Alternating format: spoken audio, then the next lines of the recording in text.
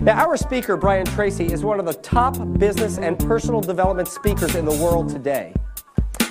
He has given talks and seminars in every major city in the U.S. and Canada, and in 45 other countries. Each year, Brian speaks to 250,000 people worldwide on the subjects of leadership, business strategy, sales, and personal success. I thought it was unbelievable. I mean, everybody from my office enjoyed it. Good examples. He illustrates everything very well. Highly intelligent, very entertaining. He has started, built, managed, or turned around 22 companies. In the last 25 years, he has consulted and worked with more than 1,000 companies in 42 countries, including IBM, Ford, Federal Express, Hewlett-Packard, and the $1 Million Roundtable. It's good. He's funny. He's motivational. Very articulate, very descriptive. It's coming from the heart. He's passionate about what he does and how he gets his point across. Brian has written 40 books that have been translated into 35 languages and are sold in 52 countries. He was funny. I liked the way he had stories to kind of tie it all together. Even if you only take one thought away, that thought can dramatically change whatever you're doing. Brian is an entertaining speaker with a wonderful ability to inform and inspire audiences using a fast-moving combination of ideas and techniques from the fields of business, economics, history, and current events. I thought it was absolutely terrific. It was fantastic. Very pleasant to listen to. It was excellent. Please help me welcome our speaker, Brian Tracy.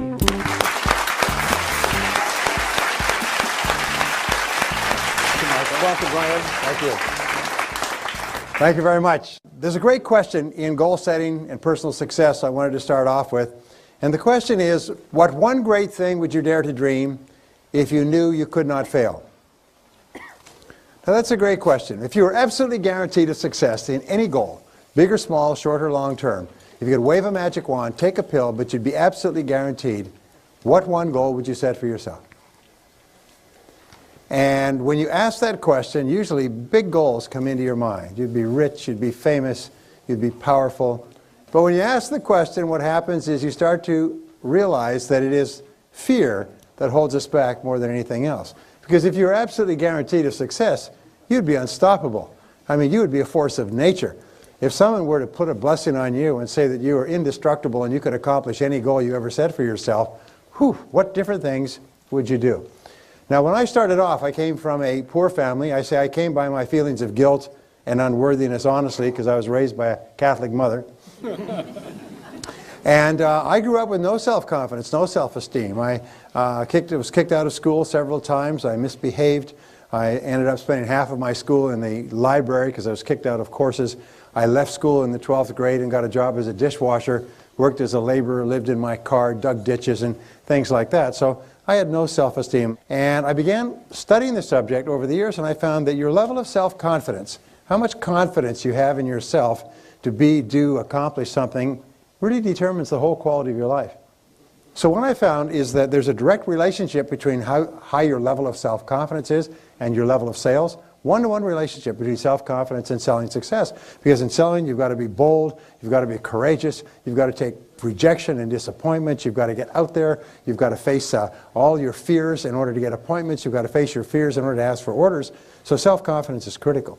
Self-confidence is essential in business because it's impossible even to start a business, to arrange a bank loan, to set up customers, to hire people, to all the things that are necessary in business require self-confidence.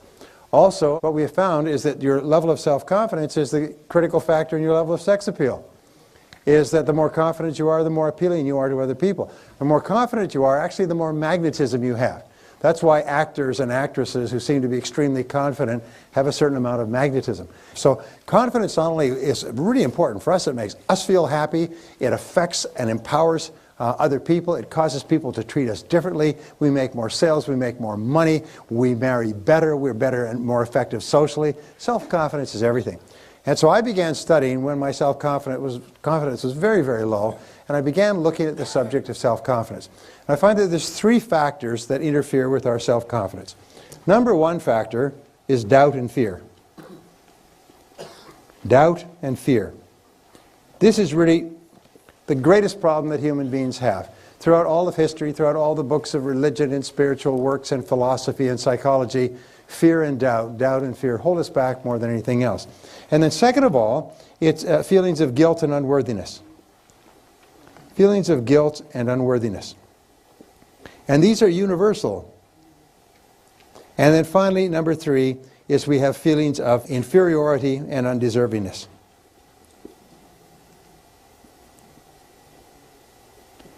It's absolutely amazing. They've done lots of work with AIDS patients, and they find that some people who have AIDS live for years and years and years, and some die. And they found that the critical thing is the feeling of worthlessness.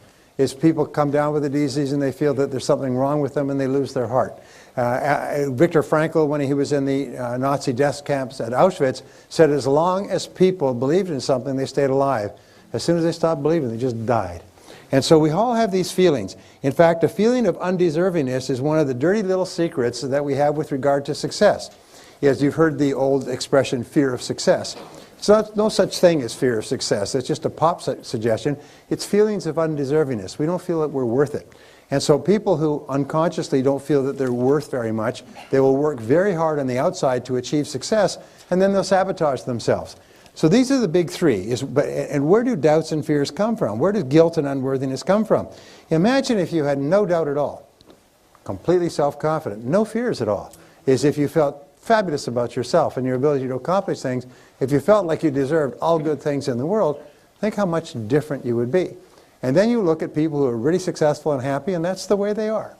And as it happens, nobody starts out that way. So I began studying this, and this is really what got me going, and I have now been teaching for 25 years, but I began with these very principles we're talking about today. So what we know is that all habits, including emotional habits, are learned. And this is an interesting concept I came about studying the works of Ouspensky, who wrote at the turn of the last century. But emotional habits, or ways of feeling, ways of responding emotionally, are all learned. They are not fixed. They're almost like vagrant emotions. They have no home in the subconscious.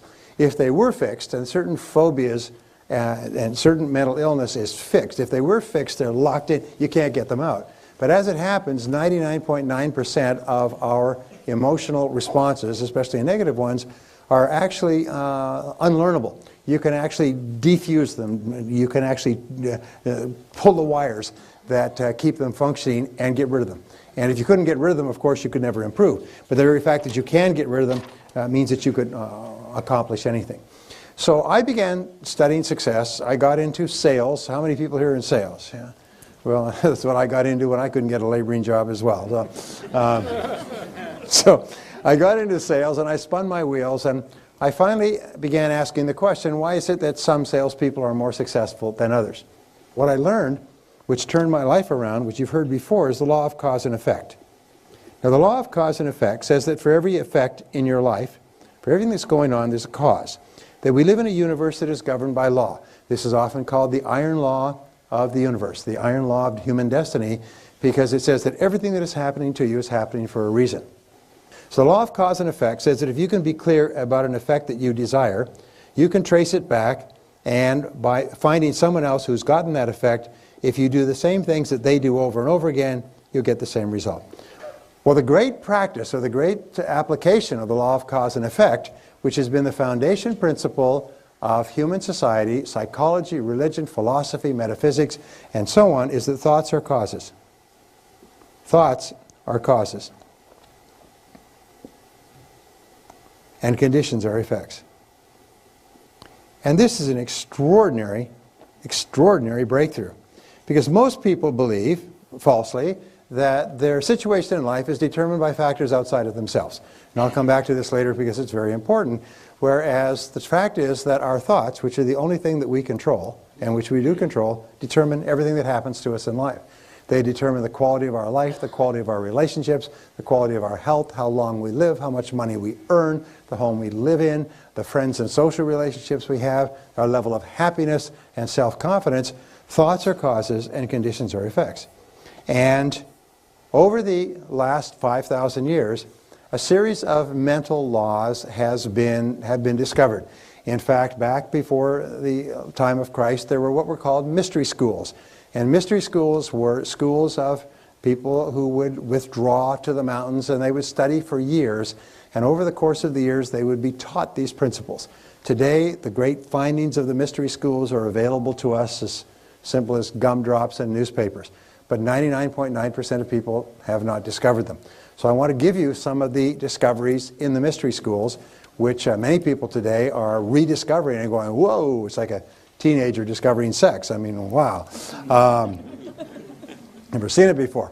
So the second law discovered in the mystery schools was the law of belief. The law of belief has a great cultural heritage. It's the foundation of virtually all religions and all philosophies.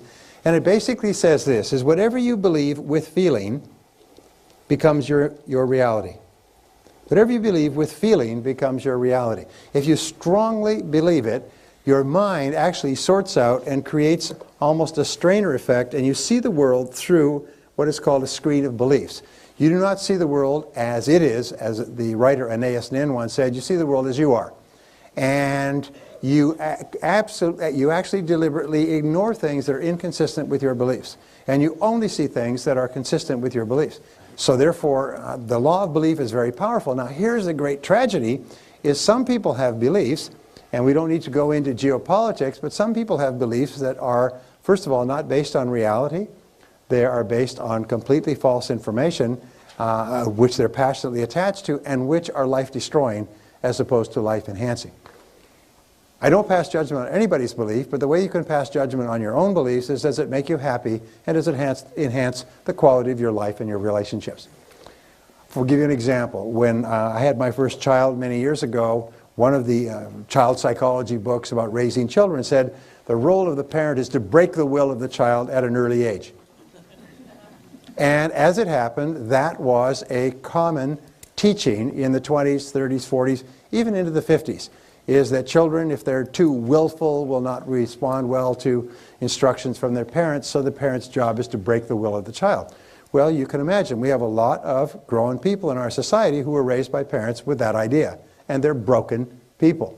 They're angry, they're drunk, they're alcoholic, they're overweight, they're frustrated, and so on and so forth, because at a very early age, like young colts, they were broken. So, the law of belief says that we act based on our beliefs, even though we have self-limiting beliefs. Now, here's a very interesting point, is that no one's born with any beliefs. Every belief you have about yourself, your potential, the world, religion, politics, people, anything, every belief you had to be taught meticulously with very careful instruction, repeated over and over again. The worst of all beliefs are self-limiting beliefs. Now, self-limiting beliefs are beliefs where you believe yourself to be limited in some way. And so the starting point of using the law of belief on your behalf is, first of all, you ask yourself, what beliefs would it be useful or helpful to me to have? And imagine that you could go to the belief store and buy a belief, like a piece of software, and program it into your hard drive so it became part of your operating system.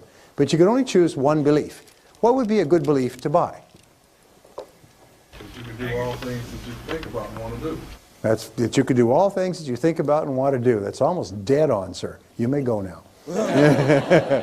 Well, a friend of mine spent 18 years studying the biographies of more than 500 men and women who had started with nothing and became successful. And he was looking for the common denominator of success, and he found it. He found that every single one of these people throughout their lives absolutely believed that they were going to be a big success. They absolutely believed they were going to be a big success when they grew up, and no matter what happened to them in their adult lives, and they never lost sight of that. Like the three wise men following the star, they felt that everything that happened was part of the process. Every setback was a lesson.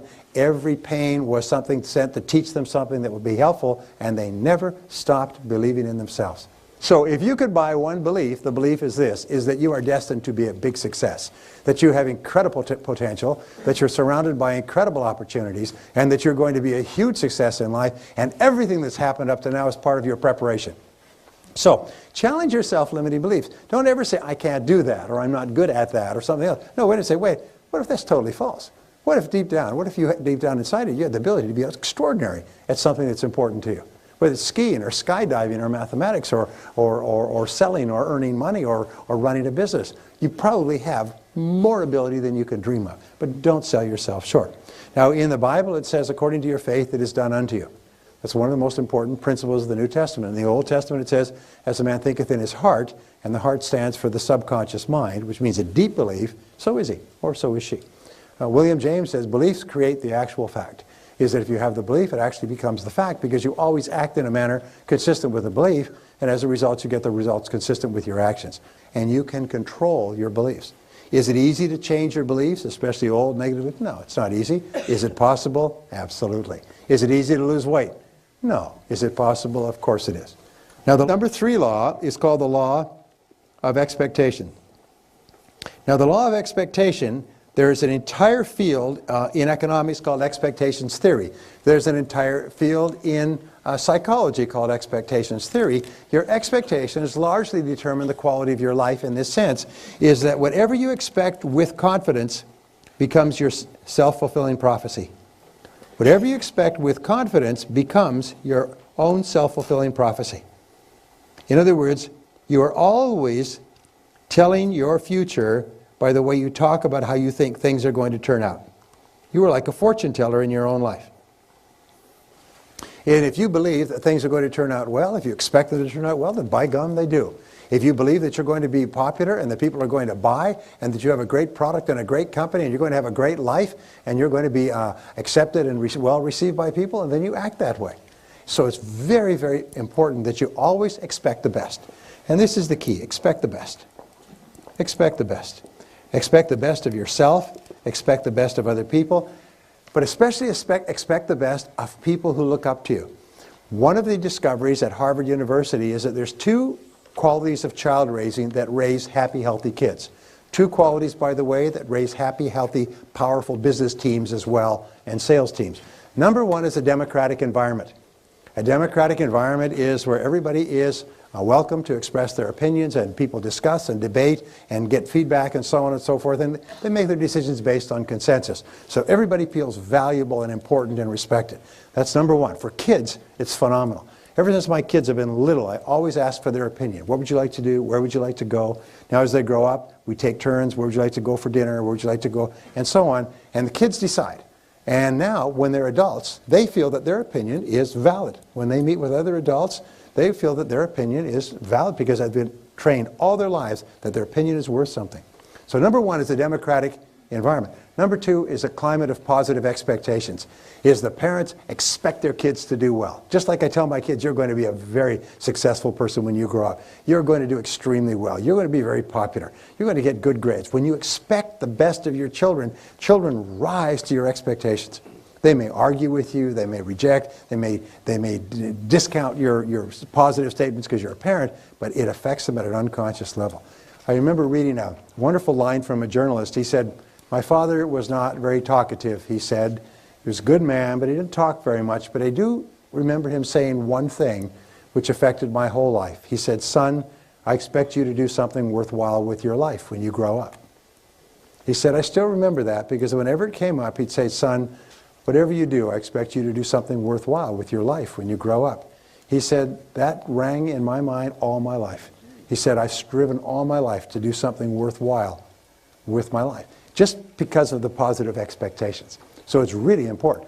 Telling people that you expect the best of them. If you're married, telling your spouse that you believe in them and that you expect the best and you believe they'll be successful, and if they're not successful, then they'll learn something, they'll be successful next time. Just repeating that over and over again is the greatest blessing that a person can have. Okay, so expect the best. Expect the best of other people. Expect the best of yourself too. Okay. Now the fourth law is the law of attraction. Now the law of attraction is getting a lot of traction today, a lot of buzz. The law of attraction has been around. It was discovered, first written about 3,000 years before Christ. The law of attraction is a very interesting law that combines with the other laws, but it says that each person is a living magnet. Now, along with the law of attraction, there's a couple of other laws. One is called the law of vibration. And the law of vibration, as you know, everything in the physical universe is in vibration, even thoughts. Now, what causes a thought to vibrate is the emotional component of the thought. A thought with no emotion just lies there. An emotion with no thinking is just out of control, like a random molecule. But a thought which is impelled by an emotion sets up a force field of energy that attracts into your life people, ideas, and resources necessary to achieve the thought. And the more powerful the emotion, the faster it comes into action. Now the interesting thing is all these laws are neutral. If you believe negative things, then that's what you will see, that's what you'll perceive, that's what you'll experience. If you expect negative things to happen, that's what will happen as well. So don't talk about things you don't want, because your mind is so powerful. It's this powerful engine that is sending out vibrations and attracting into your life people and circumstances in harmony with the things you're saying and the thoughts that you're thinking. If you're thinking negative thoughts, you're attracting those things into your life. Car crashes and burglaries and broken dishes and ripped hose and all kinds of things happen if you think negatively. So we say that you are a living magnet. And there's a second law. It's called the law of sympathetic resonance. Now let me give you an example of the law of sympathetic resonance which affects your life. If you had two pianos in a large room, and you went over and you hit the note of C sharp on this piano, bang, and you walked across the room to the other piano, the string of C sharp would be vibrating in perfect harmony with the string vibrating on the piano that you struck. Are you with me so far? Why? It's called sympathetic resonance. Now, where is sympathetic resonance especially relevant? Is when we meet the right person for ourselves. Khalil Gibran says that there will be a moment of a recognition at the moment of meeting, instantaneous. You walked into a place and you saw the person and your eyes met across a crowded room. It was instantaneous. Well, it's the same thing. The law of attraction is a very interesting law, but it says that whatever thoughts you're thinking, positive or negative, are sending out this force field of energy that's attracting into your life people and circumstances in harmony with it. Now, thought energy is a very fine energy. If you were talking about throwing bullets or basketballs, you couldn't get them through the wall. But thought energy travels at 186,000 miles a second, like the speed of light, and it can literally go across the world instantaneously and through all substances. I'll give you an example of the law of attraction that you've experienced many times. You're talking to your friend about somebody else and the phone rings and it's them. You ever had that happen? And you say, we were just talking about you. And the other person says, well, I just had this impulse to phone you. This happens throughout your life. If it happened once or twice, you could say, well, that's an interesting coincidence. But if it happens repeatedly throughout your life, then you know that there's a law at work. So how do you use the law of sympathetic resonance, the law of attraction? It's very simple. You keep your mind on what you want. And you think about what you want in very positive terms. You think about things that make you happy. You think about people that you love, and you think about success experiences. Interesting difference between winners and losers. Can you guess? Prior to every sales call or experience, both of them visualize and recall a memory. But winners recall their previous success experience and how happy they were about that. And non-winners recall their previous unhappy experience and how bad they felt and how depressed they felt and how unsuccessful and so on. So winners think of their past success experience and they set up a force field of energy that largely creates that experience. Sometimes when you walk into a room, if you are really up, people will turn their head. I mean, the vibrations will hit them. They'll turn their head. They'll notice that you've come into the room. So this is very much determined by the thoughts that you're thinking. We'll talk about this as we go along. So the law of attraction says you're constantly attracting into your life people, circumstances, ideas, resources in harmony with your dominant thoughts, but it is a neutral law. Nature is neutral in this sense. If you think negative thoughts and worried thoughts and anxious thoughts and angry thoughts, that's what you attract into your life. And so it's really important that you be aware of that. Okay, the next law is called the law, I've written these down here. There's actually 32, oh, it's one of my favorite. It's called the law of correspondence. I love this one. It's kind of a summary law in many ways, and it has an equation, and the equation is this. This is my favorite equation. Remember this for the rest of your life. The law of correspondence, which is talked about in the New Testament, the Old Testament, and many of the old books, simply says, as within, so without. As within, so without. What it says is that your entire world around you is a mirror that reflects back to you your dominant thoughts. We say wherever you look, there you are. It's almost like you live in a 360-degree mirror. And wherever you look, you see yourself reflected back. Now, the 3 or 4 places where this is most common is, first of all, your relationships. Now, remember, human beings are extraordinarily sensitive, so that if you have negative thoughts going on about anything, you affect the relationships close to you instantaneously. They'll pick it up across a crowded room. Women, by the way, are far better at this than men. Men are kind of like blocks of cheese, but women are like high-tech computers. If you ever had an experience, every man's had an experience, they phone home, they say, hi. She says, what's wrong? That's all you've said is hi or hello. She said, what's wrong? Is it your boss again? How did you know? A woman can pick it up with a single word. You can walk in the door and say hi, and she'll just go, I mean, instantly, she'll just read it. With regard to relationships, your relationships almost instantaneously will show you what's going on inside your own thoughts. If you're feeling happy, your relationships will reflect it immediately. If you're unhappy or angry for some reason, they will reflect it immediately. A second area, by the way, has to do with income. Is your outer world of income will be determined by your inner world of attitude toward money, earning, productivity, performance, and everything else. With regard to your health, your inner world of attitude toward health, food, diet, fitness, everything else determines your external world of health. And so, and also to success. If you believe that you're going to be a big success, if you believe it on the inside, then you'll see it, it'll be reflected back to you in your outer world. Remember, most people look at a mirror, if they don't like what's in the mirror, they bang and pound the mirror. But intelligent people realize that whatever they see in their outer world is coming from themselves. So they always ask this great question, is what is it in me? What is it in me that is causing what's going on in my environment? Now this is the question of the superior person. The average person always tries to blame something in their external environment or someone, past, present, future. The next law is called the law of subconscious activity. Now the law of subconscious activity, and there's all kinds of stuff that is written for popular reading. The law of subconscious activity basically says that your subconscious mind functions automatically. It is like clay. It takes the imprint of your conscious thoughts, and then it makes all your words and actions consistent with your previous programming.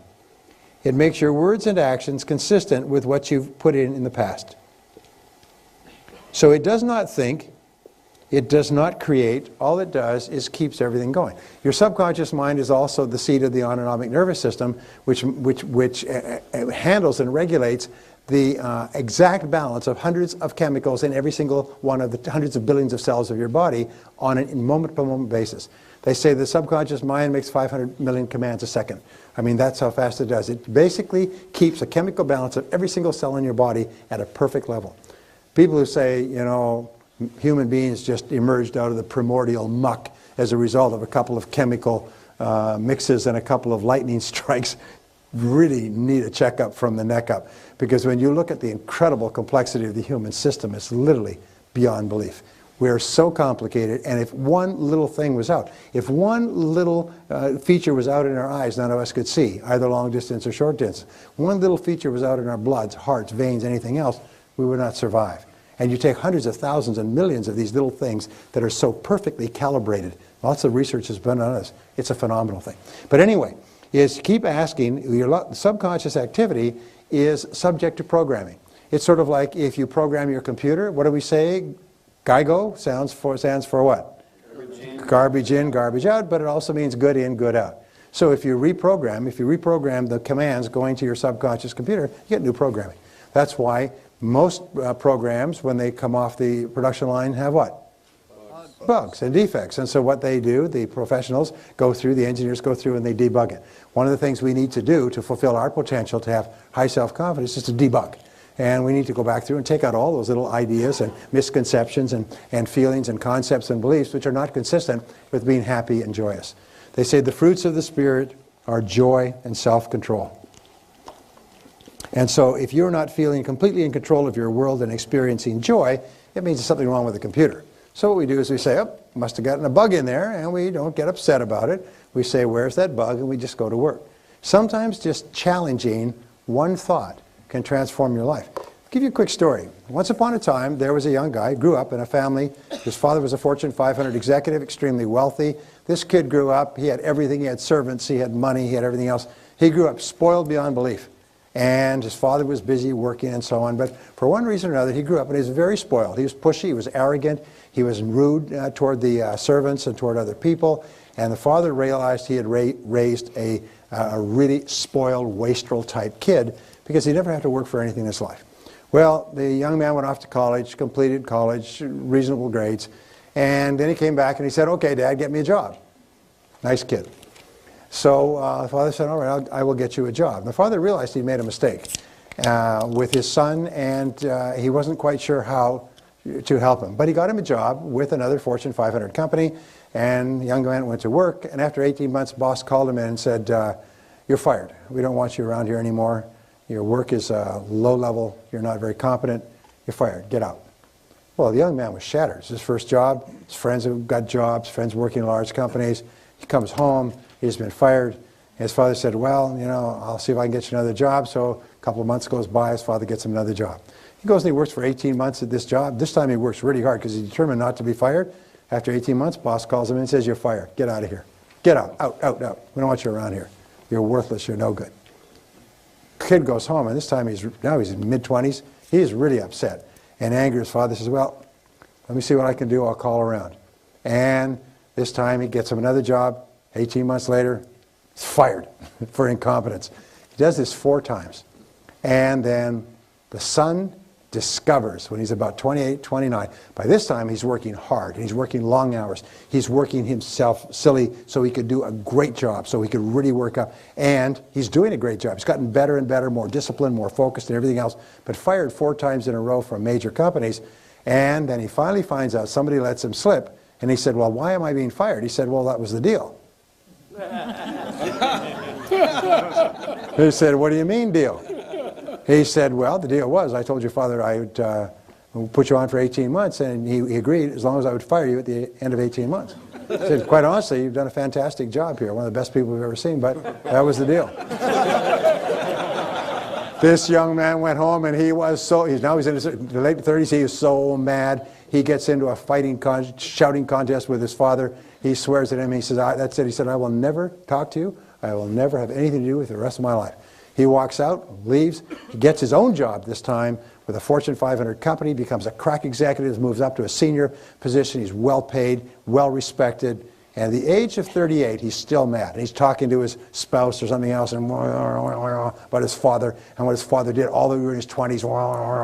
And his spouse, his wife said, "Honey, did you ever think that maybe your father loved you so much he was willing to put you through all of that, knowing you'd end up hating him?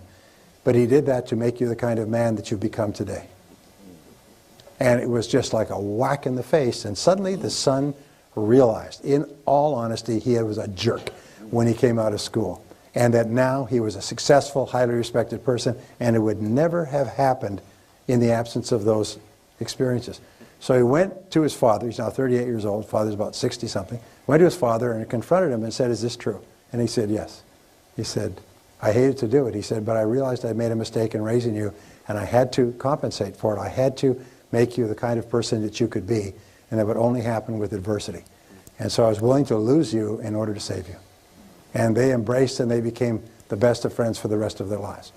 True story, by the way, true story. So my point there was what he did is, from being angry to the age of 38, he changed his perspective and realized that what had happened was a good thing.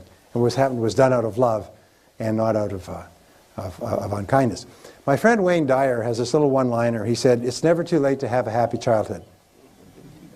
It's never too late to have a happy childhood. The work at the University of Pennsylvania says basically that we see the world based on what is called our interpretive style. And your interpretive style is the way you interpret things to yourself. So if you change the way you interpret things to yourself, your attitude toward everything changes.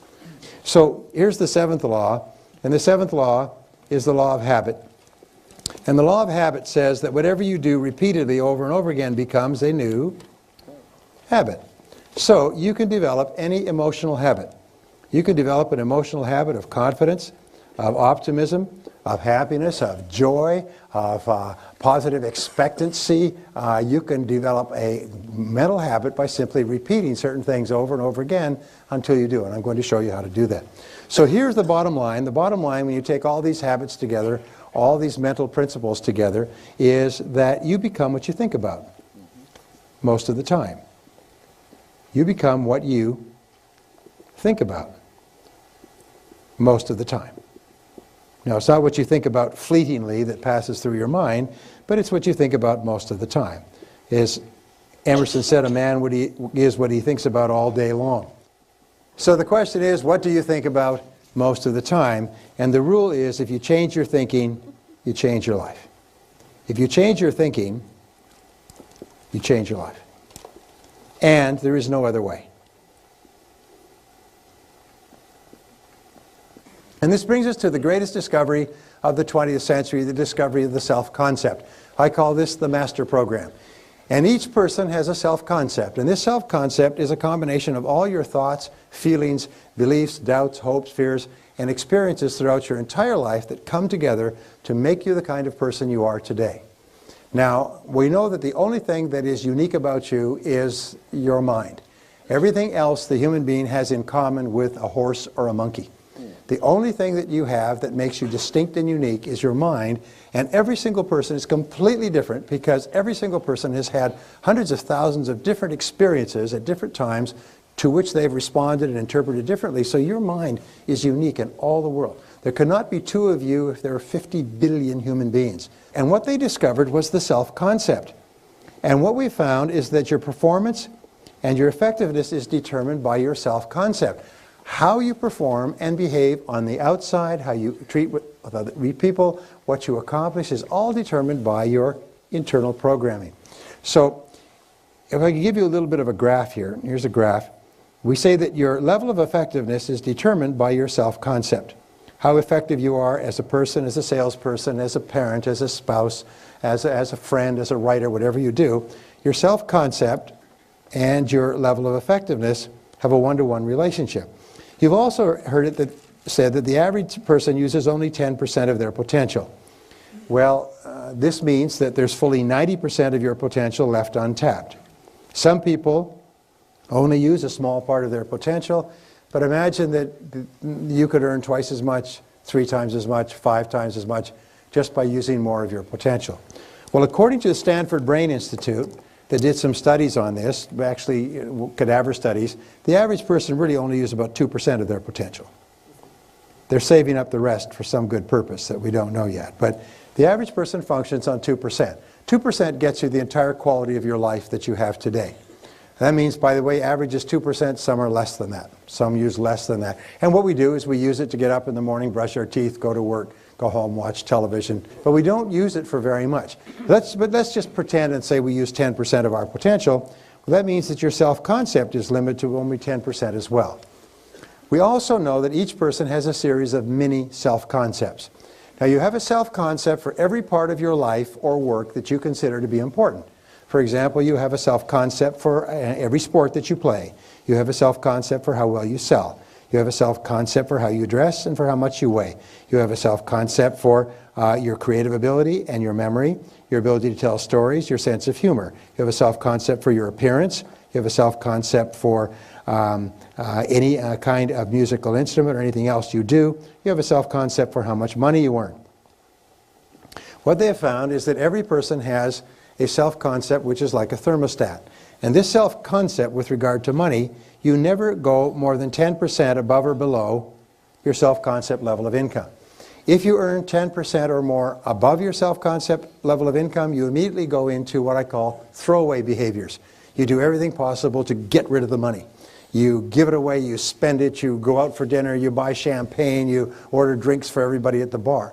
That's why if ever you win a prize or something, the very first thing you think of, let's go on a vacation, buy a motorhome, get some jewelry. And 68% of people who win the lottery are broke again within 3 years. They have more money than they've ever had in their life, but it takes them so far out of their self-concept that they go just like a rocket that goes off course and starts to spin, and they go crazy.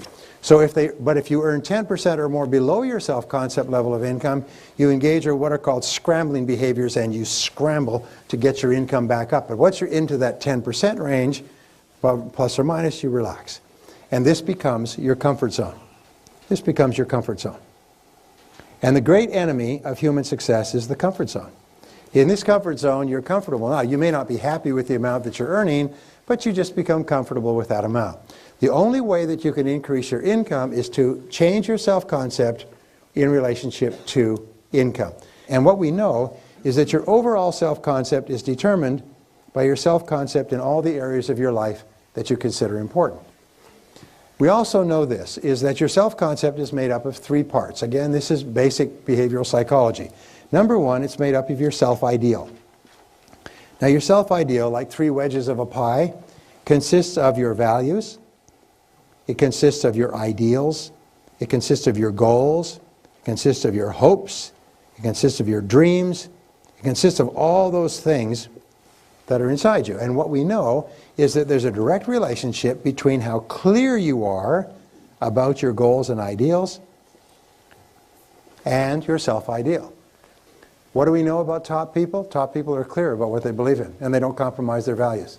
What do we know about little people, weak people? Is they're very confused about their values and they compromise them for the slightest advantage. So my point is that people with a very clear self-ideal are much stronger, more powerful people than people who are unclear about their ideals. The second part of your self-concept is called your self-image. And you know, there's hundreds of books on self-image psychology, but basically what they say is your self-image is the way you see about yourself and the way you think about yourself. Your self-image is called your inner mirror. Whenever you go to do anything, you check this mirror like a stage performer checking the mirror before they go on the stage. Before you go in to see somebody in a sales call, you just kind of check your inner mirror to see, how do I perform in sales calls? And your performance on the outside is largely determined by your self-image.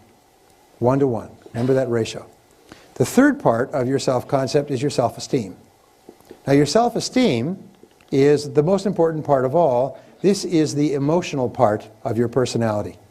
This is what I call the nuclear reactor core. This is the energy source. This is the power in the human personality.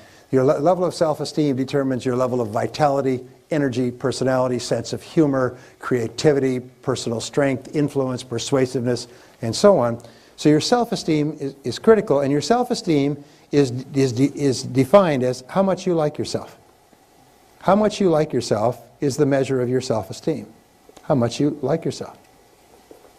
Here's an interesting point, is whenever your self-esteem, your self-image, your personal performance is consistent with your self-ideal, the person that you would most like to be, your self-esteem goes up. Whenever you do anything that is consistent with the best person you could be, you feel happy, you feel proud, you have greater self-respect, you have more energy. Whenever you do something that's not like you, you blow up, you get mad, you swear, you do something that, you know, that's not consistent with the best person you could be, your self-esteem takes a hit. But when you start to act in a way consistent with the best that you know, your self-esteem goes up. Well, here's the most important part, going down here, is we say that the most powerful words you'll ever learn are the words, I like myself. I like myself. I like myself. Whenever you say the words, I like myself, your overall self-concept goes up. Your self-image improves and your self-ideal clarifies. And as your self-image, as your self-concept goes up, your performance and your behavior at every part of your life goes up as well. They say the flip side of self-esteem, like a coin, is called self-efficacy in psychology. And self-efficacy is how competent you are. So whenever you do something well, your self-esteem goes up and you like yourself more. And the more you like yourself, the better you do. And the better you do, the more you like yourself. And the more you like yourself, the better you do. And you get onto an upward spiral. So what we found is the most powerful words that you can use prior to any event of importance are the words, I like myself. Say it. Say, I like myself. I like myself. Now say it like you mean. Say, I like myself. I like myself. Now you notice the first time you say it, and I went through this many, many years ago, first time you say it, you may feel a little uncomfortable. Some of you didn't say it with too much enthusiasm. You know, you said it because everybody else was saying it, but you felt a little bit guilty, like undeserving. Like that's, you know, like a little bit, it's not quite right. Well, that's perfectly normal. It's perfectly normal. What it means is somebody's programmed some kind of defect into your computer, a piece of negative information that's inconsistent with liking yourself. And what happens, it's called cognitive dissonance in psychology, the new message hits the old garbage and goes bang, like a bang, and it creates a stress, and the stress is felt like a feeling of discomfort. Are you with me so far? So whenever you say the words, I'm the best. I'm the best. I like myself. I like myself. When you say these words, the first time you say them, you may feel a little uncomfortable because they may feel to be, you know, not consistent with reality. But the more you repeat them, it's like driving a pile in a river. The more you repeat them, you drive them deeper and deeper into your subconscious mind, and gradually these words will reprogram all the old garbage in there and blow it away, almost like a psychological roto-rooter.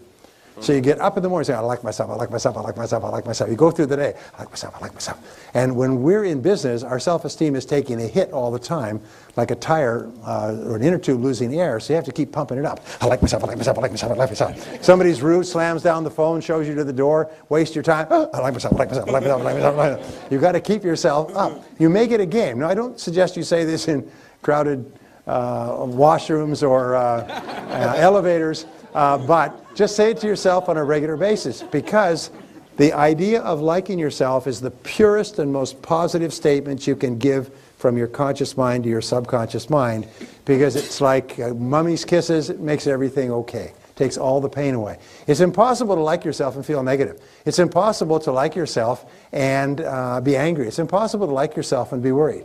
And your mind can only hold one thought at a time, positive or negative. So if you keep repeating, I like myself, I like myself, I like myself, I like myself, I like myself, what happens is eventually it becomes a habit of thinking. You wake up in the morning and say, I like myself. Throughout the day you say, I like myself. Somebody's rude or difficult to you, you say, it doesn't bother me, I like myself.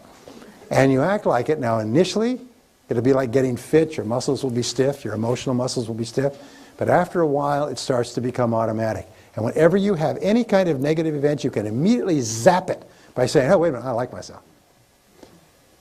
Now, here's the most wonderful thing. The more you like yourself, the more you like other people. And the more you like other people, the more they like you right back. And what do you think is the foundation of self-confidence? How much you like yourself, self-esteem. The more you like yourself, the higher your level of self-confidence. The more you like yourself, the less you feel fear, failure, and rejection. The less you're worried about negative events and negative experiences. You fall on your face, you pick yourself up. Yeah, people fall down, people make mistakes. Life goes on. So in other words, things don't bother you because you actually develop almost like a Teflon cover around your emotions, and you become a completely positive person. Remember in the 60s there's that poster that says, I do not love you for yourself, but for the way you make me feel when I'm with you. Do you know the most powerful thing you can do in your relationships with other people is to make them like themselves? Is to say things and do things with them, not manipulatively, but positively, that cause them to like themselves. Compliment them on the way they look. Thank them for being punctual. Praise them for their accomplishments. Say little things, nice things that make me feel happy. Say thank you. Causes people to like themselves. If you go through the world, sort of like a hummingbird going from flower to flower, making people feel important, making people like themselves, you'll be one of the most popular people there is. Everybody will be happy to see you. Everybody brighten up when they know you're coming. Everybody brighten up when you walk in the office, because whenever they see you, you make them feel good about themselves. But you can't give away something you don't have. You can't make other people feel good about themselves unless you feel good about yourself. But the wonderful thing is, if you really like yourself, you spontaneously and naturally do and say the things that cause other people to feel good about themselves. You don't have to think what I'm going to say, how am I going to do this. You don't have to do a damn thing. All you have to do is just stand there and like yourself, and you'll automatically do and say the right things. You'll attract into your life wonderful people. Your expectations for yourself will be positive. You'll believe that good things are happening to you. You constantly reprogram your subconscious mind. You develop a positive emotional habit of high self-esteem and high self-confidence. So if you change your thinking, you change your life, and you can change it because you can change your life by changing what you say to yourself.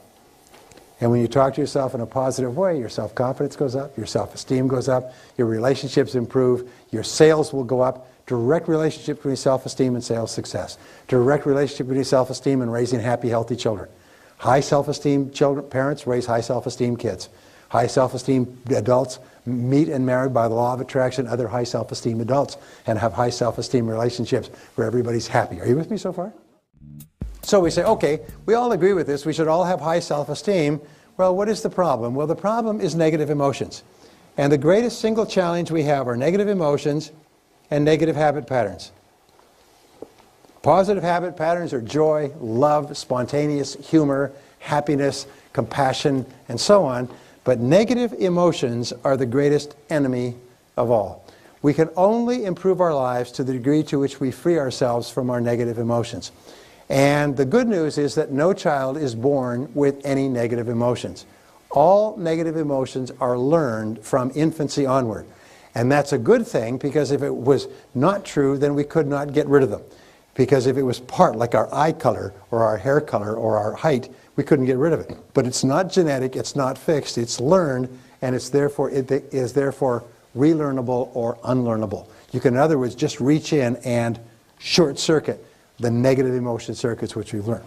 So here's some of the things that we know about negative emotions. And when I began studying this, I spent something like 5 years studying this, and it changed my whole life. Is we know that negative emotions are the greatest single obstacles to success. They're the things that hold us back more than anything else. And let me show you where negative emotions, the negative emotions tree. This is the negative emotions tree. This is my own creation, by the way. Here's the trunk, here's the ground, and here's the roots. Okay.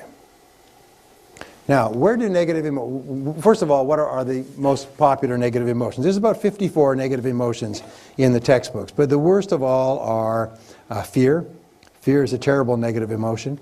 And then there is a doubt, which we talked about before. That's a killer. And then there's envy, which goes along with resentment. Envy and resentment are like twin sisters that go around together. Because if you envy somebody their success, you resent them their success. And of course there's jealousy, what Shakespeare called the green-eyed monster. Jealousy is a terrible thing, which comes from low self-esteem. People experience jealousy when they feel that I'm not good enough. And then there's hatred. And then, worst of all, there's anger. Now, we know that the roots of the negative emotion tree, and by the way, there's lots more, but the roots of the negative emotion tree are two things. They are, first of all, I'll put this up here, they are justification. What we find is that it is impossible to have a negative emotion or a negative feeling of any kind unless you can justify it, unless you can explain why you are entitled to this negative emotion. Why? What someone else has done or not done entitles you to this negative emotion. So if we stop justifying, in the Bible, which is a book on psychological and spiritual development, in the Bible, in the Sermon on the Mount, it says, judge not that you be not judged. You see, because if you judge, you become a hanging judge, you automatically condemn. If you judge and condemn, you justify, create negative emotions. The worst thing of all is it doesn't affect the other person. It affects you. So if we stop justifying, the negative emotion starts to die. The second part is identification. Identification is where you take things personally.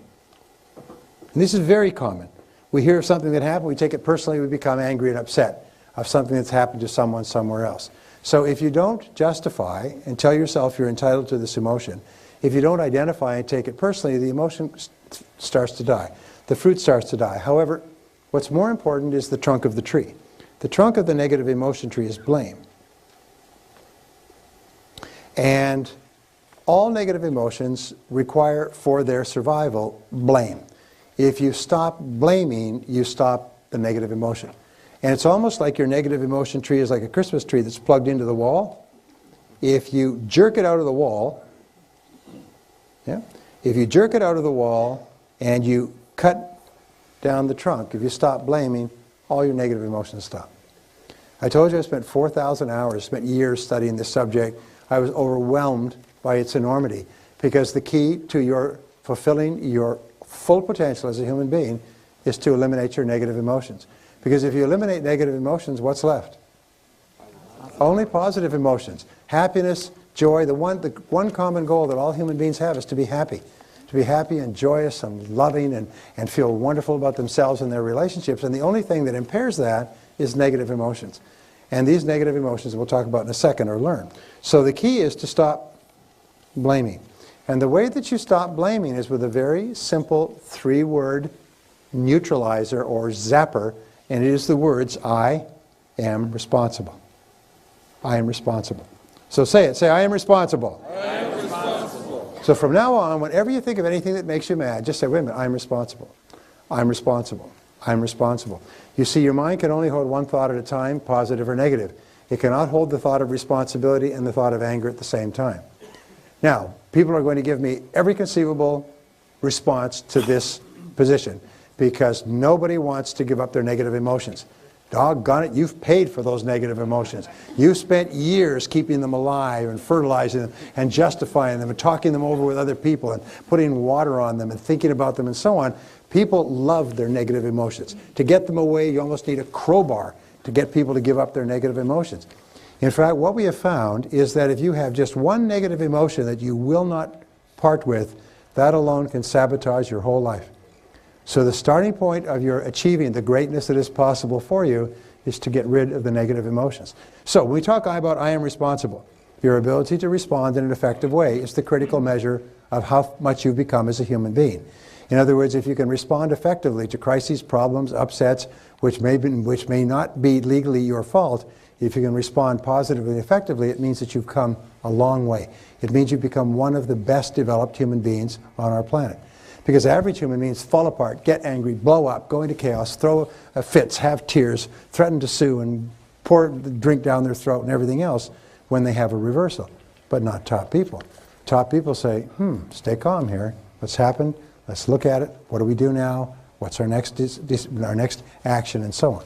So by saying I am responsible, whenever you feel something angry, you neutralize the negative emotion. If you keep repeating the words I am responsible over and over again, pretty soon they become an automatic mantra. Something happens, you start to become angry, you instantly say, wait a minute, I'm responsible. So we know that no child is born with any negative emotions. Children come into the world and they have an incredible need for love. Love is the most powerful need that children have. Child needs love like roses need rain. They come in completely pure. They have no negative emotions at all, except for two. They have only two fears: fears of falling and fears of loud noises. All other negative emotions must be taught to the child from childhood. When a child comes into the world, they have two wonderful characteristics. First of all, they're completely uninhibited. They laugh, they puke, they pee, they poop, they cry, they do whatever they want. In other words, they're completely uninhibited. They have no inhibitions at all. As far as the child's concerned, the child can do anything. I can do anything. These are the words of the early child.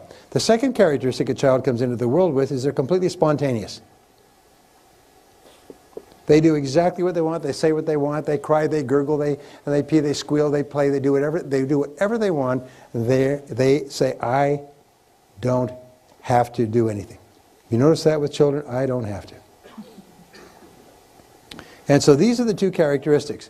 Very early in life, because of mistakes that parents make in upbringing, especially destructive criticism and conditional love or withdrawn love, children begin to develop the two major clusters of negative habit patterns from which all others come. Almost emotional cancers, if you like. The first is they develop the inhibited negative habit pattern, or inhibitive negative habit pattern. The inhibitive negative habit pattern is characterized by the words, I can't. When the child is young, the child wants to touch and taste and smell and feel and get anything and touch things and grab knives and crawl around and run out in traffic. And parents often say, don't, get away from this, stop that, put that down. How many times have I told you? And they punish the child, and they punish the child at an early age when the child is incapable of comprehending why the parent is getting so upset. All the child hears is the parent's angry voice, and sometimes the physical punishment and the shouting and the putting in their bedroom or putting in their crib. The child at a very early age starts to develop this idea, I'm too little, I'm small, I'm incompetent, I'm incapable, I can't. So every time they try something, they get a spank or a punishment, I can't. What happens is that this child begins to form this impression that I can't, and as the child grows, is the child begins to extend it to the rest of the world. I can't learn this, I can't do this, I can't get a good grade, I can't get a good job, I can't form a good relationship. As adults, whenever the child is confronted with a new risky proposition for which there's no guarantees, the natural response is, I can't. What if I lose? What if it costs me money? We call this the fear of failure. And the fear of failure is the greatest single obstacle to success in adult life. Now here's an interesting thing, physiologically, is the fears are actually experienced in the human body. And we feel it first of all in the solar plexus, then in the heart, then in the throat, then in the head, and sometimes in the bladder. Well, the next negative habit pattern, number 2, is called the compulsive negative habit pattern. And the compulsive negative habit pattern, which is the second constellation, is characterized by the words, I have to. And it's associated with what we call the fear of rejection. The fear of rejection, the fear of criticism, the fear of disapproval, which is terribly important to us as members of a society. And the compulsive negative habit pattern is trained into children when they are told at an early age, if you don't you're going to get this. If you don't do this, then this. And what it's associated with is what is called conditional love. Now, since children need love more than anything else, the threat of taking away the love and approval is terrifying to the child. Terrifies the child. It actually traumatizes the child to have their love taken away. Children need love the way that we need oxygen, or that the patient needs blood. If you pull away the love or give it back and pull it away like this, the child goes into a constant state of turmoil emotionally. As adults, they're hypersensitive to the reactions of others. They can't make any decisions for fear that others will disapprove of it. They are extremely worried about what others may say. They're concerned about the Joneses and everything else. They are so concerned about what others may do that they don't have a mind of their own. Does anybody know what I'm talking about? And this always goes back to childhood and to conditional love, where the love was given and taken away, or maybe never given at all. And what it does, it traumatizes the child. Now, the worst of all, which is what affects most adults, is I have to, but I can't. I can't, but I have to. I have to, but I can't. And they're torn back and forth. Most illnesses, you know, in our society is psychosomatic in origin. Psycho, the mind, makes soma, the body, sick. Prolonged confrontation with these fears makes you physically ill. It actually changes your blood chemistry. It leads to ulcers. It leads to diseases as serious as cancer, strokes, phlebitis, internal congestions. Most skin breakouts are caused by anger and by negative emotions. Most of the problems in our bodies can be associated back one way or another to these. So the antidote to these is whenever you think of something that you want to do, you say, I can do it. I can do it.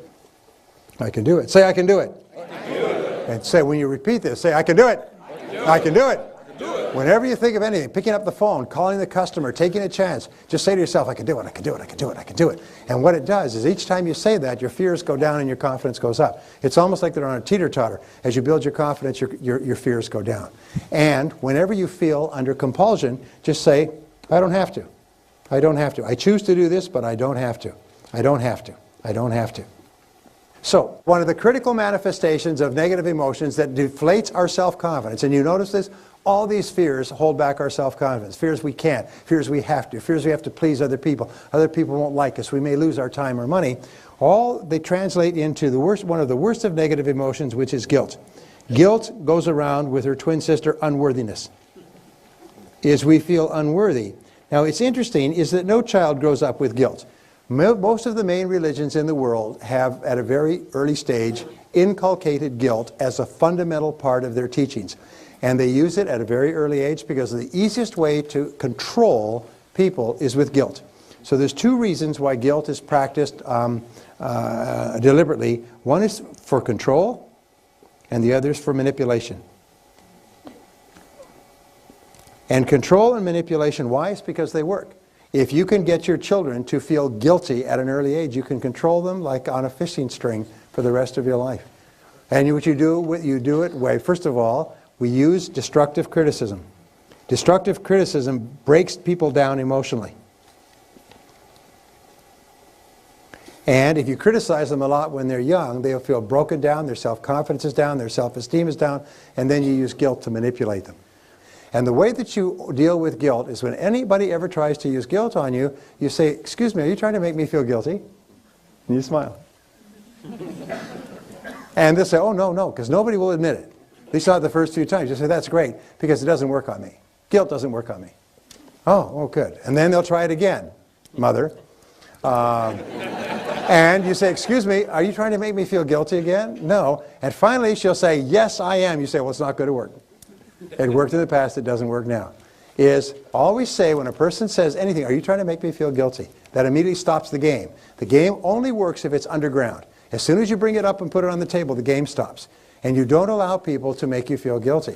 Because guilt is totally destructive. It destroys your soul. It undermines your self-confidence. So the way that we get rid of guilt, and we'll talk about this in a couple of seconds, the final principle I have to teach you is the most important principle in self-confidence, the most important principle in personal development, and it's based around another law, and it's the law of forgiveness. The law of forgiveness. Now, the law of forgiveness says that you are a healthy person to the degree to which you can freely forgive and forget offenses against you. To the degree to which you cannot, you move down the human totem pole and you become a less and less person. A person who can forgive nothing is a person who's totally destroyed psychologically and emotionally. So how do you deal with forgiveness? Number one, forgive your parents. You do not become an adult until you have forgiven your parents 100% for every mistake they ever made. Remember, it's never too late to have a happy childhood, so just go back and forgive your parents. If they're no longer with you, forgive them and let them go. So the second thing, forgive any relationship that you ever had that didn't work out. Now this is hard because it's so personal and it's so painful. But if you can forgive your parents, that's a real good warm-up. Most people are still mad at their parents in their 50s. If you then forgive every previous relationship, you accept that you were at least partially responsible for getting into the relationship. You were definitely responsible for staying in the relationship. You just say, I am responsible, I am responsible, I am responsible. I bless them and let them go. And just let it go. Because in letting them go, you set yourself free. By not letting them go, you're keeping yourself in prison, in an emotional prison. The third thing that you can do is forgive everybody else. Forgive everyone else in your life that has ever hurt you in any way. Every past childhood slight, every sibling, every person in your family, every person you ever worked for, every lousy boss or person who cheated you, lied to you, robbed you, and everything else, and so on. I mean, just let it go. Just let it go. Remember, it's a selfish act. You're doing it for yourself. And finally, number 4, this is really critical, forgive yourself. Forgive yourself. Now, I have it on good authority. I've done some research on you before you came here. And I find that every single person here has done some wicked, senseless, brainless, foolish, cruel, idiotic, stupid things in their life. Is that true? Yeah. Say yes. Yes. Okay. Let it go. And please understand this. The person who did those things no longer lives. No longer exists. The person you were in the past is a different person than you are today. The person you are today wouldn't do those things because you now have wisdom, you have hindsight, you have intelligence, you understand consequences. So the person you are today is a different person from the person you were back then. So don't keep beating yourself up because that other person, another person, did something that today you disapprove of. All right? Just let yourself go. Let yourself off the hook. And when you let it all go, it's almost like a huge burden off your back. You just forgive everybody and you forgive everything, and on a go-forward basis, you just forgive everybody. You don't have any negativities at all. No negativity toward anybody. You're just a positive person. And if you'll do that, if you accept responsibility like yourself and forgive everyone else, you become a truly superior person. Most amazing darn thing. Now, learned helplessness is one of the greatest enemies of success in our lifetime. And learned helplessness, based on 25 years of research and millions of dollars at the University of Pennsylvania, is one of the greatest killers of human success, is we learn to be helpless. They have done a whole series of experiments, but one, they took a dog and they put a piece of glass in the middle of a cage, and on one side they put the dog, the other side a delicious piece of meat. And the dog would throw itself at the glass and hurt its nose, and throw itself at the glass and hurt its nose. Throw itself 3 or 4 times at the glass and hurt its nose. Then they take the dog away, and the next day they put them back with the dog and the meat. They did this for 3 or 4 days, and by the 3rd or 4th day, the dog would just sit there passively and not throw itself at the glass because it didn't want to hurt his nose. Then the next day, they just removed the glass and put the dog in the cage next to the meat. And the dog, with the stomach growling and rumbling, would lay there right next to the meat and never reach for it. The dog had been trained to be helpless. The dog believed that it could not get to the meat, so even though there was nothing in the way, the dog just sat there. They did a study with, they did 25 years of this. They took a bunch of university students and they put them into a room. They said, you can leave this room whenever you like. It's up to you, and that's the only instructions that you have. So they went into the room, and the room had several doors, and they closed the doors, and the students went around and checked the doors. The doors were all locked from the outside. As soon as they finished checking, they went and sat down, and then they began to play music. Loud music, terrible music, broken glass, trash can music, outrageous music. And they began to increase the temperature in the room. They let a foul odor into the room. And so you had this music and this odor and this heat and everything else, and the students just all sat there. Even though the doors had been unlocked as soon as they tried them, the doors were unlocked, they could have left at any time. They had learned to be helpless with one experience. They say humans can learn to be helpless with a single experience. They can try something and instantly conclude, I can't do that. I'm not capable of it. I can't play a sport, can't cook a dish, can't type, can't work a telephone. They instantly conclude that they can't do it. And for the rest of their lives, they're helpless. Now, here's an interesting point. Remember, it's not what a man knows what hurts him, it's what he knows what ain't true. And have you ever had an experience where you felt you couldn't do something and then somebody showed you how to do it properly and you found you could do it quite easily? And suddenly your whole belief system changed. Up to that time, you'd always believed you couldn't do it. From that point forward, you believed that you could for the rest of your life. We talked earlier about self-limiting beliefs. One of the self-limiting beliefs is that we are not capable of doing something. We feel learned helplessness. So it's very important that you ask this question, is it true that I can't do it? And the fact is that if hundreds of thousands of millions of other people could ski or skydive or sell or invest in real estate or build businesses, you can do it as well. Don't ever sell yourself short and conclude that you're helpless. Now, the other problem that people have has to do with Sammy the rat. And Sammy the rat, they took Sammy the rat and they put him into a cage. And on the outside of this cage, there were 4 tunnels. And they waited till Sammy was hungry, and then they put some cheese, a little bit of cheese, at the mouth of the 4th tunnel.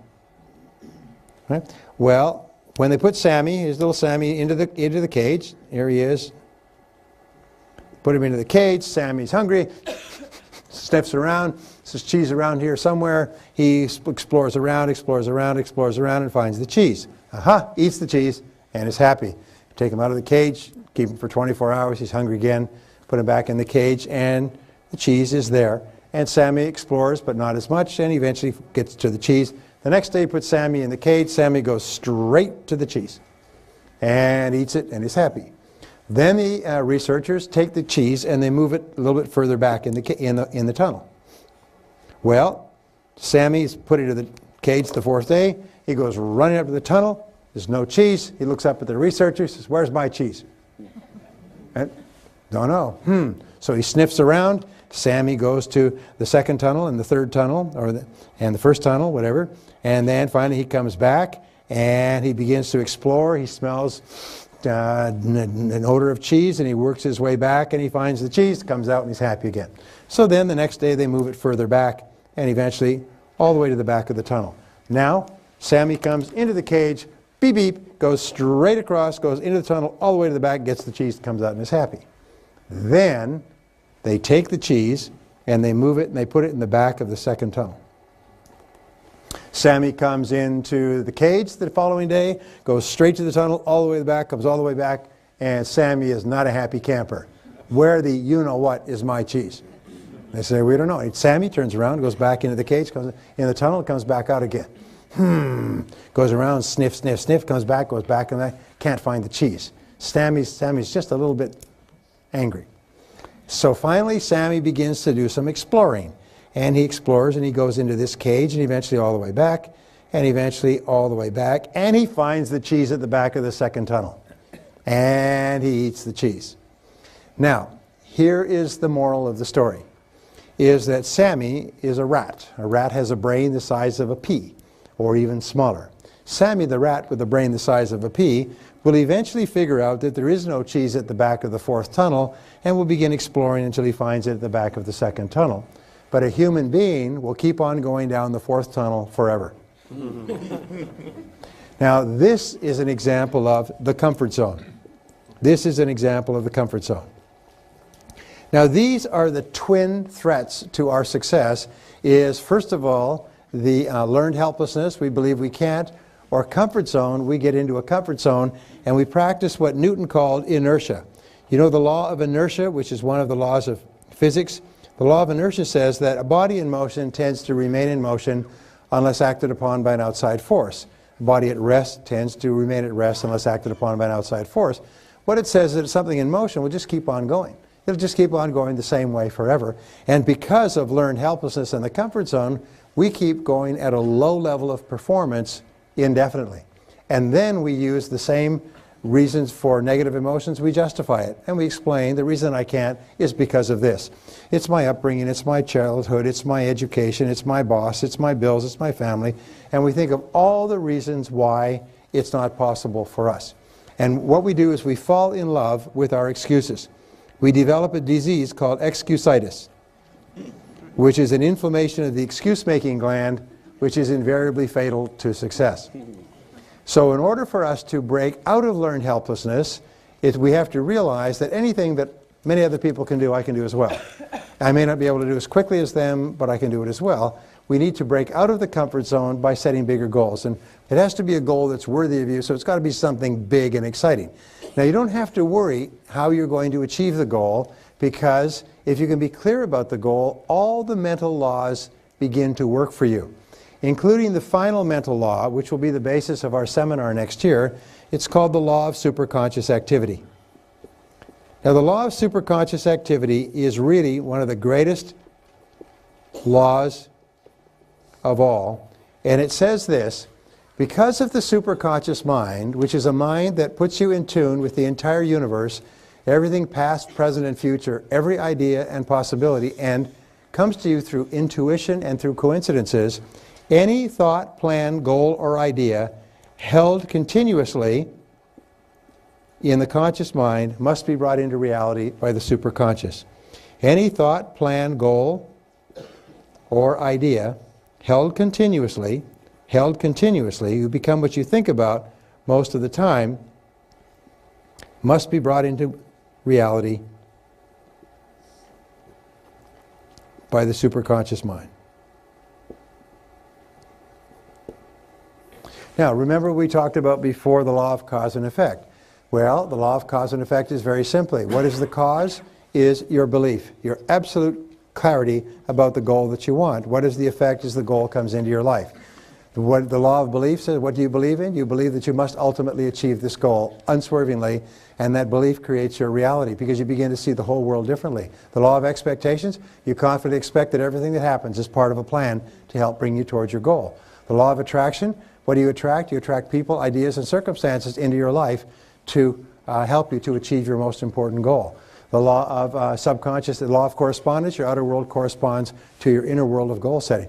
The law of subconscious activity, you continually program your subconscious mind with a clear picture of your goal, and your subconscious mind arranges all your words and actions so that they fit a pattern consistent with achieving that goal. And the law of habit is you think about your goal repeatedly over and over again until it becomes a habit to wake up in the morning and think all day about your goal. And so all you need to do to raise your self-confidence, your self-esteem, and your level of attainment high is to have an absolutely crystal clear goal and work on it every single day. Psychologists recently have concluded what I started teaching 25 years ago, that as you feel yourself moving towards something that is important to you, your self-esteem and self-confidence go up. You feel happy, you feel powerful, you feel strong, you feel a surge of energy and elation, you're more creative. All of your best qualities emerge. How do you blot out all the negatives in your life? You think about your goal. Whenever you think of something that makes you unhappy or negative, you swing your thoughts off them like a searchlight and you think about your goal, and you talk about your goal, and you work on your goal. Because your mind can only hold one thought at a time, and if you're totally determined to achieve a single goal and you think about it and work on it every day, eventually all the other things will fall away. There's a wonderful line we use that says, when you turn toward the sunshine, the shadows fall behind you. And when you start to think about your goal, the shadows fall behind you and all the little negatives begin to disappear. And if you start to think about things that make you mad, you say, wait a minute, I'm responsible and I like myself. I can do it. I can do anything I put my mind to. You just talk to yourself, you become your own cheerleader. So let me give you a 7-step goal setting process that you can use, and then I'm going to give you a simple exercise that you can take home and do when you get home that will make this a great year. Here are the 7 steps to goal setting. First of all, decide exactly what you want.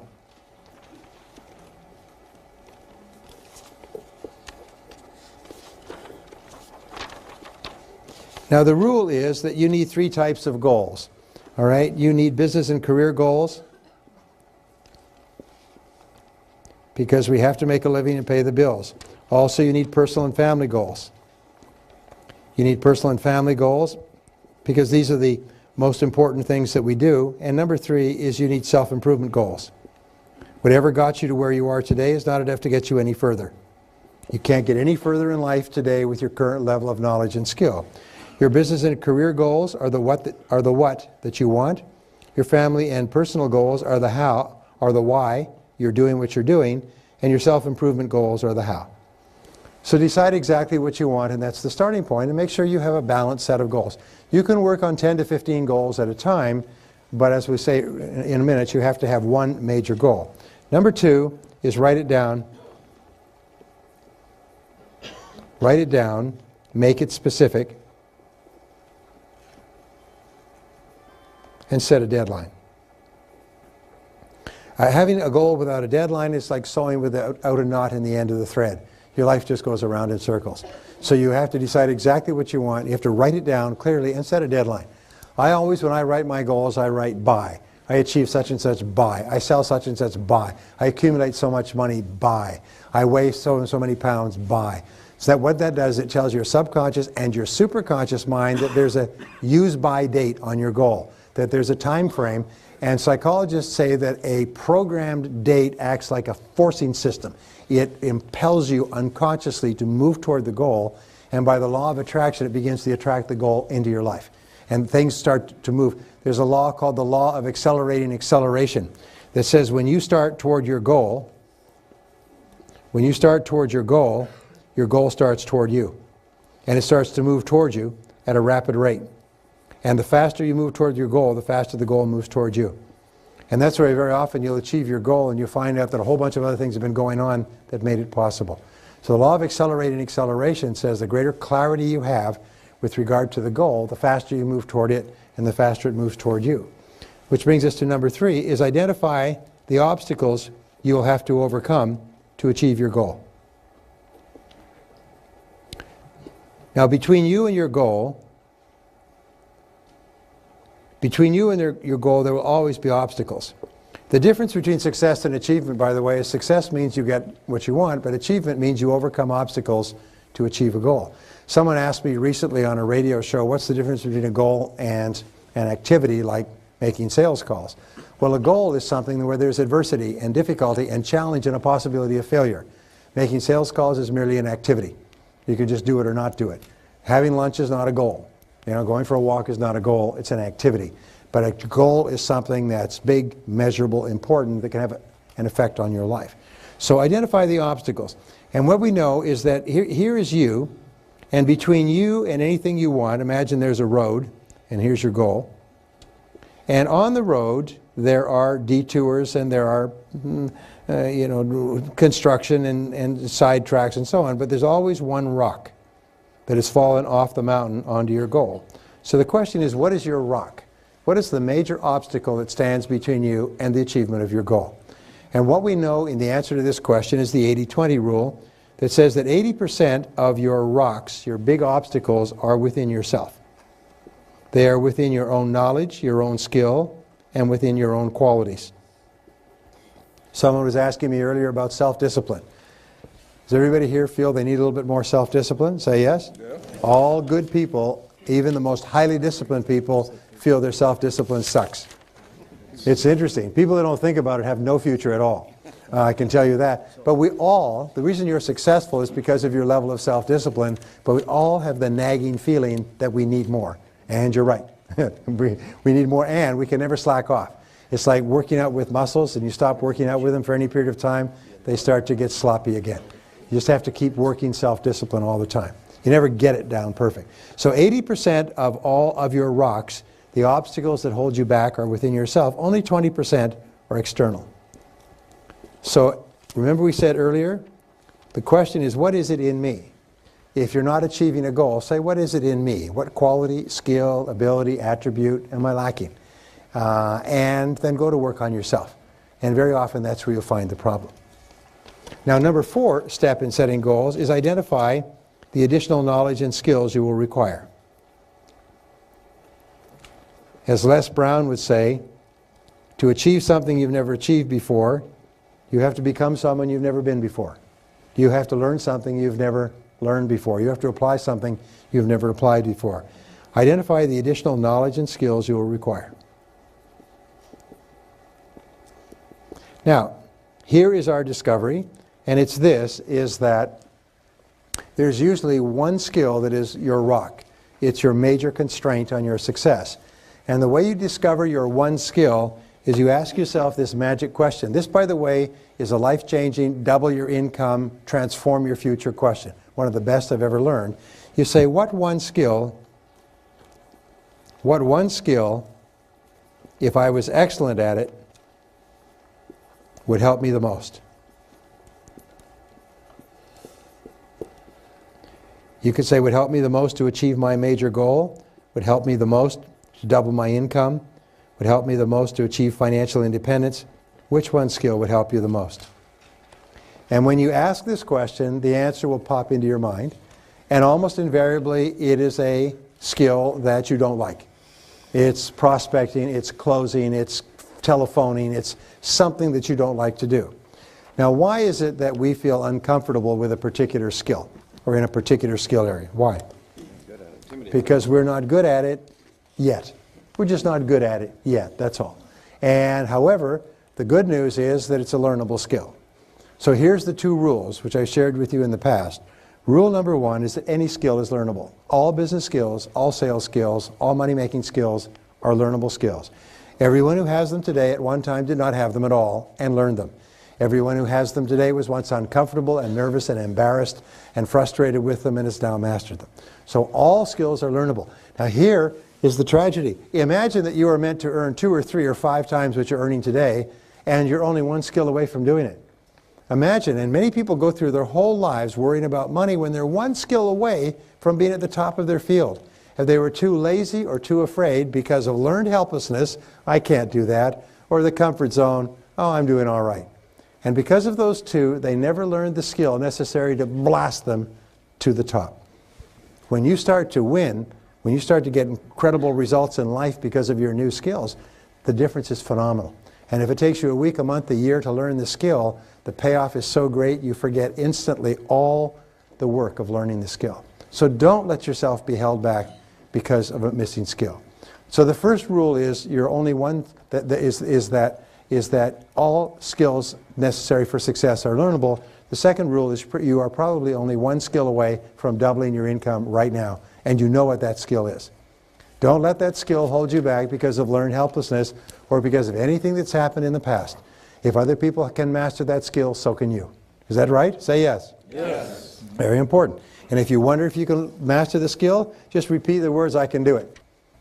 Number 5 is identify the people whose help and cooperation, the people whose help and cooperation you will require. You'll need the help and cooperation of your family if you're going to accomplish big goals. You'll need the help and cooperation of your boss. You'll need the help and cooperation of your customers and your bankers and your friends. You'll need the help and cooperation of lots of people. But identify the people whose help, and then ask yourself this question, what's in it for them? W-I-I-F, them. And always start off by saying, what will I give them in order to get their support and cooperation? The average person who accomplishes very little always thinks in terms of how they can get something out of someone else. The top person thinks how they can give something to someone else to get them to want to help them. So always go with the reasons why it's to somebody else's advantage to help you. And it's amazing how much people will support you if there's a reason for them. So who's people, and of all these people, who's the most important person? Who's the most important person in your world whose help you will require in order to be successful? Is it your boss? Is it your major customer? Is it your banker? Is it your spouse? Interesting, there's an enormous amount of talk, which I think consider pablum talk, about how you always have to keep your life in balance all the time. Well, it's simply not true, because there are times in your life where you're going to have to work your head off in order to break out of the pack. Like the beginning of a marathon, with all those runners, you're going to have to run faster to get ahead. And so you're going to have to go to what is called a deliberate extreme. A deliberate extreme is where you're going to have to work far more days and hours than is normal in order for you to get a new business started, a new career started, a new product or service launched, or something else. If you're going to have to go through a deliberate extreme, then sit down with your spouse, your kids, and so on, and tell them, this is what I'm going to have to do in order to take full advantage of this opportunity, but if you'll bear with me, I'll make it up to you. And we find one of the primary reasons for negative emotions is frustrated expectations. In life, if what you will do is you will explain to people what's going on before they become angry and upset, if you will then tell them so that their expectations are consistent with reality, you'll eliminate most of your problems. Number 6 is make a plan. Make a plan. And plans are very simple because what you do is you just make a list. You start off with a list of everything you'll have to do.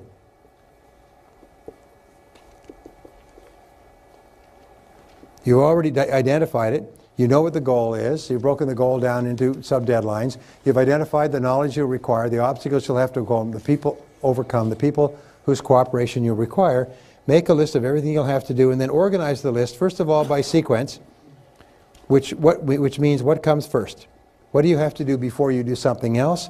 And then second of all, by priority, which is what is more important and what is less important. And once you have a list organized by sequence and priority, you have a plan. Now you have the two great requirements for winning. You have a goal and a plan. Now, does it take a little while to do this? Yes. But once you have the goal and the plan, the very act of completing them programs them into your subconscious mind. We, in our advanced coaching programs, we teach people to write down and create goals and plans.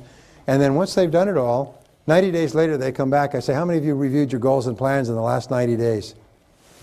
Most of them didn't do it. How many of you achieved your goals and plans? All of them. But the most amazing darn thing, because by writing them out, they've programmed them into their subconscious mind, which passes it off like a baton to the superconscious, which then works 24 hours a day to bring it into their lives. And the most remarkable coincidences occur.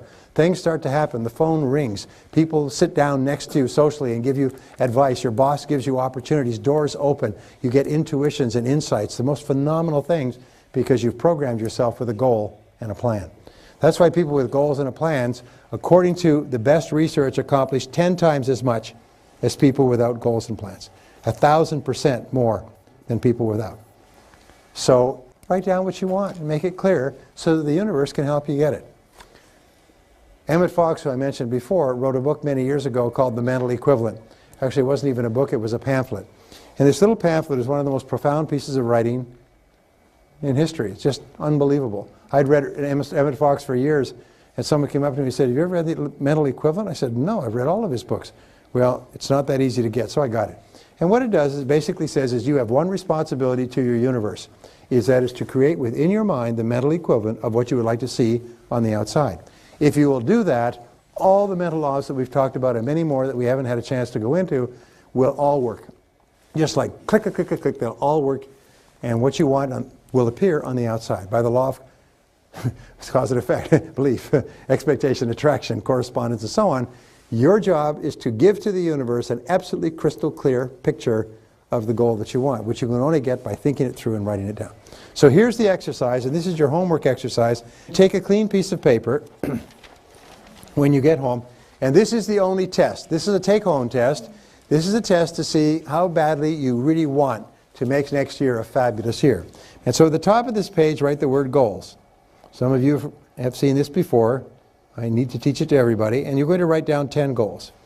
And these goals, you can write more than 10 if you like, but you must write a minimum of 10. These goals are one-year goals, approximately. These are goals that you want to accomplish this year. Health, income, car, travel, fitness, and so on. You write them in the present tense as though a year has passed and you are reporting they've already been achieved. I drive such and such a car. I live in such and such a house. I weigh certain many pounds. I take such and such a vacation. I write down, one of my goals is spend time with my family. The more often I write it down, repeatedly, the more time I spend with my family. If it's an important goal, then, and you don't write it down, what happens is it gets shuffled aside. You write it and make it positive. Not I will lose weight, but I am a non-smoker, but I am weigh X number of pounds. Not I will quit smoking, but I am a non-smoker. So it's always a positive statement, and third of all, it's always personal. Every goal you ever write for the rest of your life begins with the word I, because you are the only person in the universe who can use the word I with regard to yourself, and you follow it with an action verb. I earn, I sell, I drive, I live in, I achieve, I accomplish, I acquire, I save, but always make it I plus an action verb. That's the way the subconscious mind accepts instructions. When this instruction comes in like that, it's immediately passed on to the superconscious. I have taken people through this exercise all over the world once, and I come back a year or 2 years later, and they say the same words in every language. You won't believe what's happened to me. I wrote down those goals and I never looked at them again. You won't believe what's happened to me. You won't believe it. I found those goals in something a year later, and you won't believe what's happened to me. I've accomplished all the goals. I never looked at it again. Because when you write down a goal, you activate 3 learning modalities. The visual, you can see it. The auditory, you sub-vocalize it, you say it to yourself. And the kinesthetic, you write it. All 3 together goes, and it goes straight into the subconscious mind. And it's passed on like one of those vacuum tubes for messages in old stores. It goes, boom, straight into the superconscious. And just go on with the rest of your life. And 24 hours a day, this great superconscious mind is working to bring the goal into your life. Okay, now you've got your list of goals. Here's my list right here. I do this all the time. Then you look at this list, and this is the kicker. You ask yourself, if you could wave a magic wand and achieve any one goal on this list. These are your one-year goals. But imagine you could have a special dispensation and wave a magic wand and you could have any one goal within 24 hours. Which one of these goals would have the greatest positive impact on your life?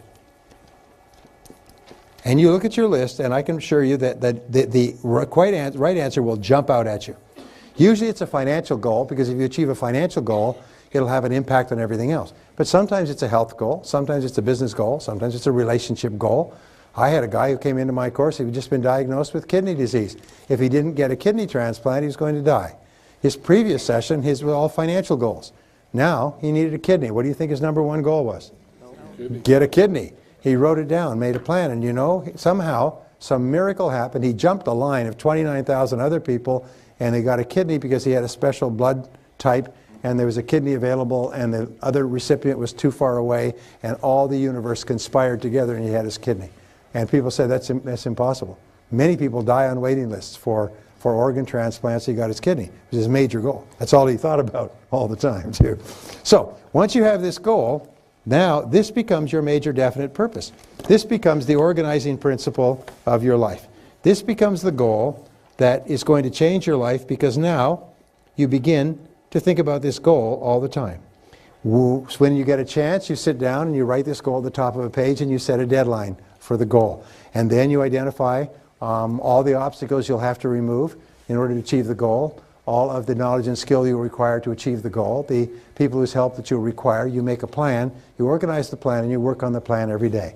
When you get up in the morning, you think about the goal. When you go through the day, you think about the goal. Whenever something gets you off track, you stop waiting, think about the goal. Because the goal is always inherently positive.